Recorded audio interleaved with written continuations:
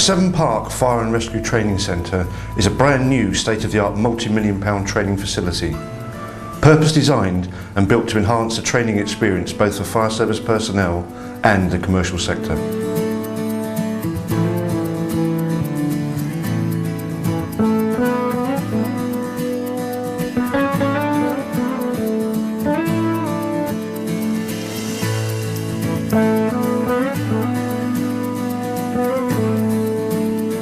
Hello, I'm Tim Wood.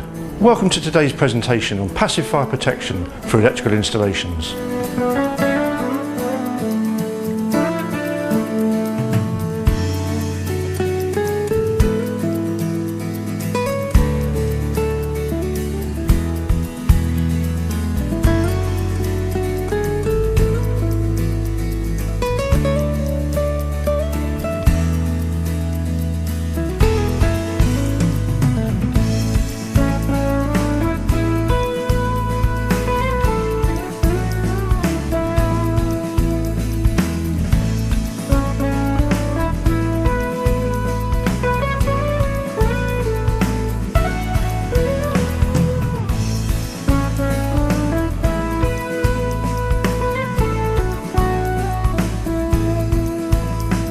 Good morning, ladies and gentlemen. Thank you for attending today on a horrible day like today, unfortunately, but still we hope the sun's going to come out later on when we're doing our burn up for you. I want to talk to you now on passive fire protection for the electrical contractor.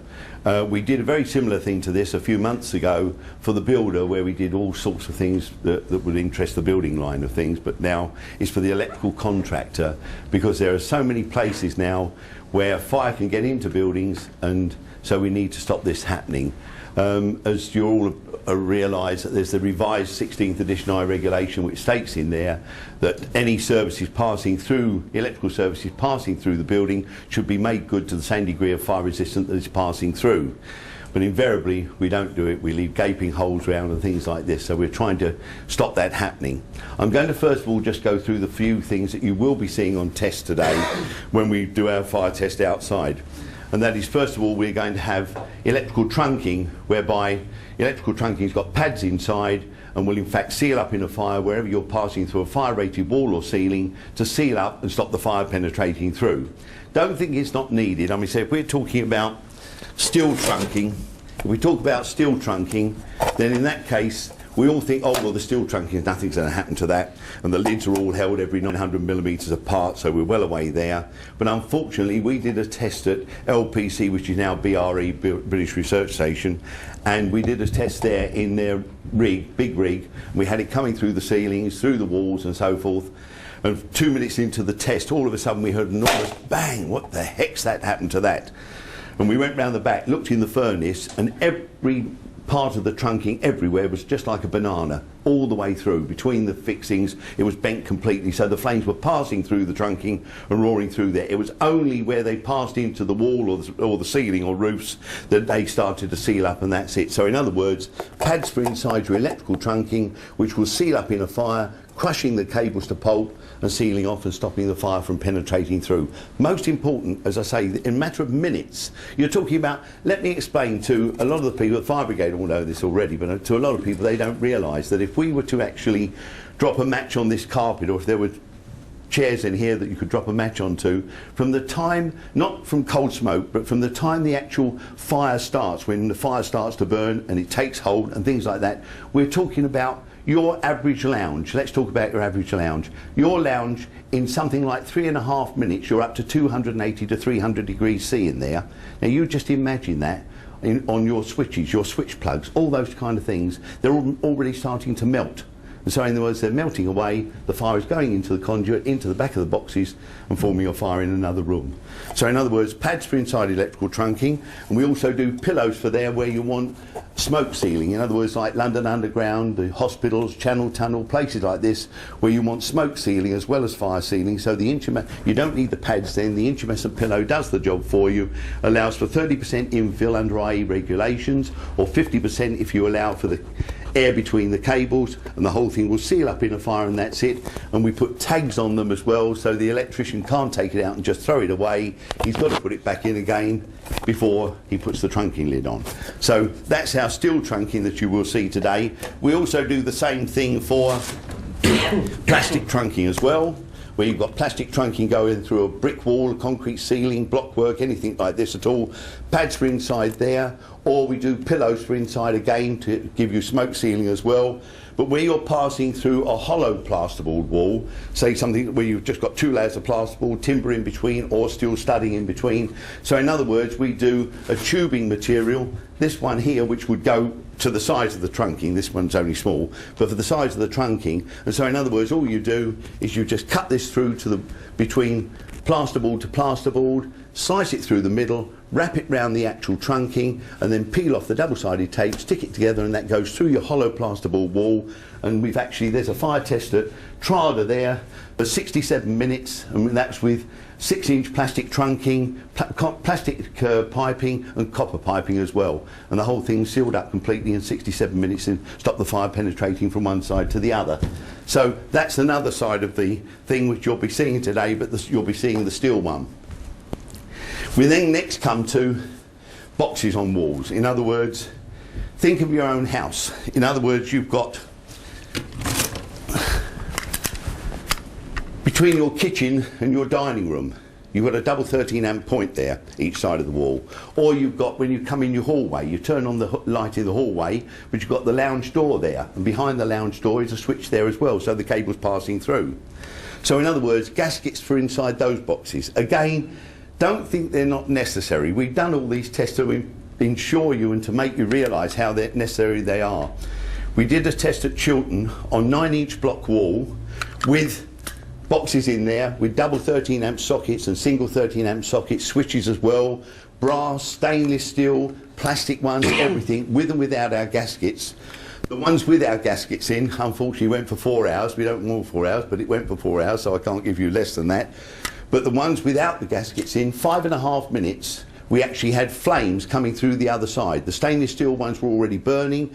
The cable was burning inside. The actual screws holding it were then slowly dropping like this, and we had flames coming through them on both the stainless steel and the brass ones as well. And the plastic ones were literally on fire, setting fire through the wall.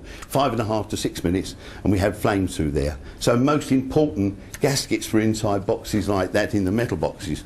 But then we come to this one here, which is the real joker, and that is dry lining boxes. Most important, you've now got people like MK are now starting to put them in their boxes, Rexel Senate, people like this. But in fact, you've got gaskets for inside dry lining boxes, most essential. I went to Build Test Centre, which is British Gypsum, up at Derby, Nottingham. Went there and I said to Phil Barnes, will you build me a petition, a 1-hour petition? I want to test boxes to see what will happen. And so he said, I'll put a 70-minute one up for you. And a 70-minute one, right, put all boxes in without the gaskets, cables all through, just like as if you were rewiring the place and so forth, everything there, boxes on the outside and all this business. Set the furnace going, and we were all talking. He said, would you like teas and coffees? And he has to go up by the furnace to go to the tea machine to get them for us. And this was, by this time, it was about 10 minutes, and he was just going to walk up the stairs, and he said, get out the building, quick! And we ran to the door, and the whole of the petition just crashed in front of us, completely finished, packed up everything, and the lot. They had no idea this was going to happen. When we put our gaskets in there, the following day we did the same test, 71 minutes with it, with the gaskets inside. Most important, these boxes just melt. So in other words, you're not only allowing the cables to burn inside there, but you're actually burning inside the petition. These are melting, your plates all melt on the front. Don't think again, stainless steel and polished brass, things like this, oh, well, they won't burn. I mean, you just take, this is plastic, so in other words, they will start to sag, and as they sag like this, and that's only, you're talking about 2 minutes into the fire, as they sag like that, so the flames go inside, and the whole thing's on fire, all your petition's on fire. So most important, dry lining boxes, gaskets are inside those as well, a most important part.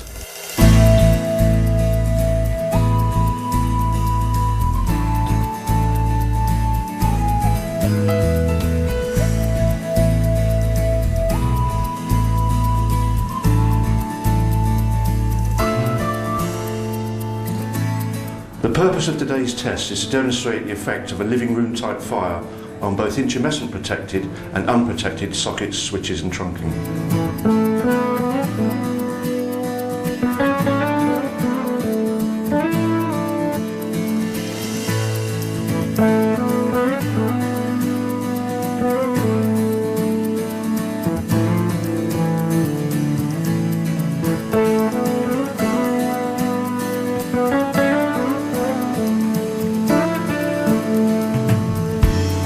Seven park staff are seen here igniting a fire which is designed to simulate a living room fire.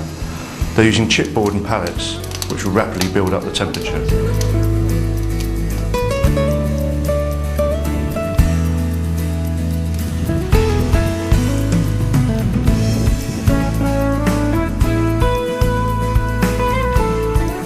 Temperatures have been recorded throughout the test, and here you can see we've reached a temperature of over 400 degrees Celsius already.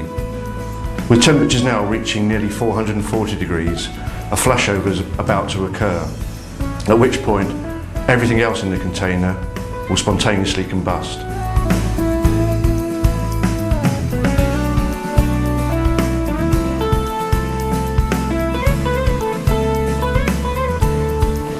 From the huge volumes of smoke and the subsequent poor visibility, it is clear that the trunking without intumescent protection may well cause a delay in evacuating a building. The following results are based on a 30-minute duration at a temperature in excess of 400 degrees. In real fire situations, we would expect significantly higher temperatures, and temperatures reaching 600, 700 or even 800 degrees are not uncommon. The unprotected socket has suffered complete failure.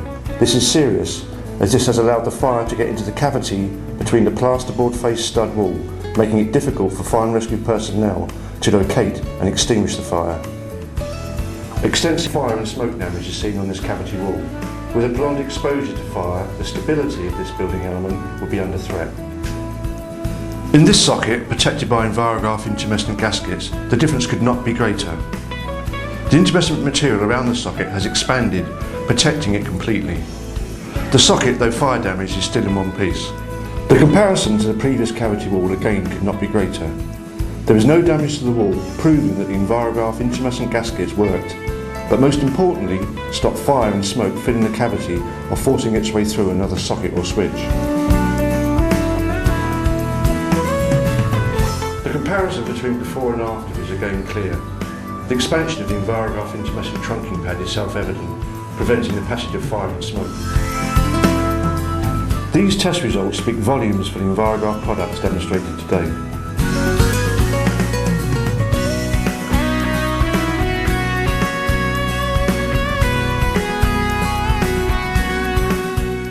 As a fire safety manager, I'm always looking for ways to help maintain and enhance the competency levels of staff. By working in partnership with Envirograf, this has helped as a step towards that. The fire tests at the Joint Training Centre on the day showed that the electrical products of Envirograf maintained the fire safety structural elements required. The training day I attended was really interesting and something I'll definitely find useful in my role as a Housing Standards Officer.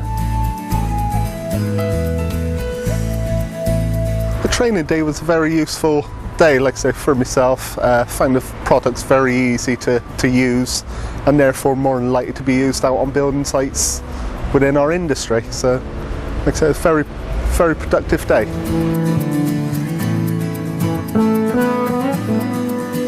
I found the training day very useful.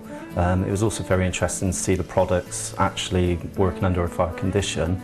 I believe that fire protection is an important part of building design and also in the construction, and something that shouldn't be taken too lightly.